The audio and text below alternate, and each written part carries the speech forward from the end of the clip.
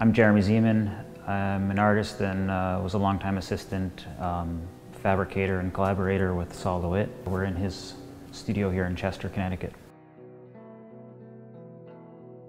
Mostly I would meet with him in the studio and talk about a project that he wanted me to work on for him or something that we were working on.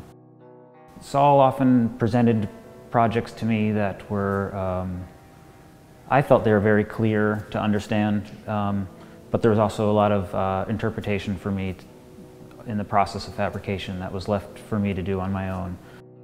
He liked the way I fabricated things, and I synced up well with what his vision was for work. So I wasn't really taking, I wasn't stretching the work in any way. I don't think I was trying to modify, but I was really trying to exact it a certain way.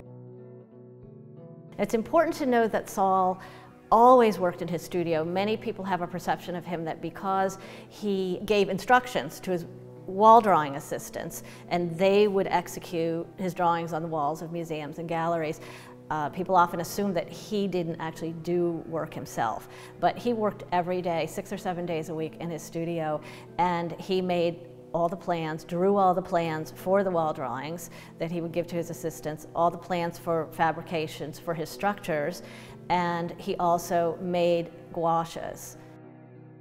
Sol produced what has been called conceptual and minimalist art, which was taking very, very basic elements of art such as the line, a horizontal line, a vertical line, and diagonal right, diagonal left lines, and making drawings that played out all the combinations. He used geometric figures in his work. They were sort of the basics of geometry, but also the basics of painting and drawing.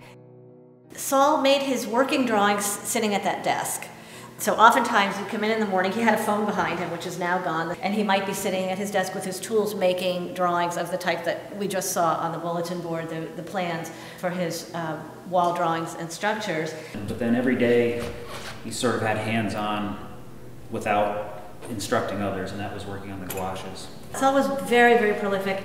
He made hundreds of works of art a year. I remember one summer we got 260 gouaches, came in on a container in the fall, all that he had made in the summer.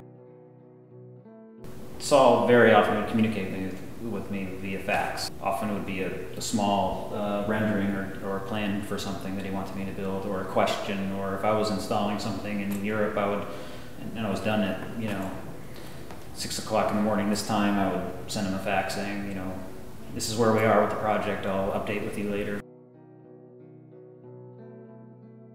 I was developing some renderings for scribble drawings that he was doing, and we had a discussion about how he wanted them to look kind of like this, and I would take his sketch that he would fax me and then convert it to this, and then this is what the real piece looked like when it was in the museum.